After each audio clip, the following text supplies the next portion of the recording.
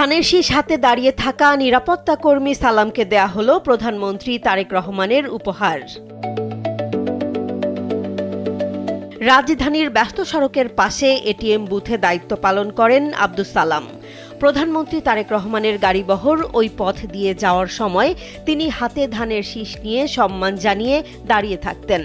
প্রতিদিনের এই দৃশ্য প্রধানমন্ত্রীর নজরে আসে। এরপর তার পক্ষ থেকে আব্দুস সালামের জন্য পাঠানো হয় উপহার। প্রধানমন্ত্রীর অতিরিক্ত প্রেস সচিব আতিকুর রহমান রুমন রাজধানীর রমনায় গিয়ে সালামের হাতে উপহার তুলে দেন। এ সময় তার শারীরিক অবস্থা এবং পরিবারের খোঁজখবরও নেন। উপহার পেয়ে আবেগ আপ্লুত আব্দুস সালাম বলেন, প্রধানমন্ত্রী যখন ওই পথ দিয়ে যান তিনি প্রতিদিন সালাম দেন, আর প্রধানমন্ত্রীও গাড়ির ভেতর থেকে হাসি মুখে হাত নেড়ে শুভেচ্ছা জানান। পাবনার নগরবাড়ি ঘাট এলাকার বাসিন্দা আব্দুস সালাম প্রায় ৮ মাস ধরে একটি বেসরকারি ব্যাংকের এটিএম বুথে সিকিউরিটি গার্ড হিসেবে কাজ করছেন।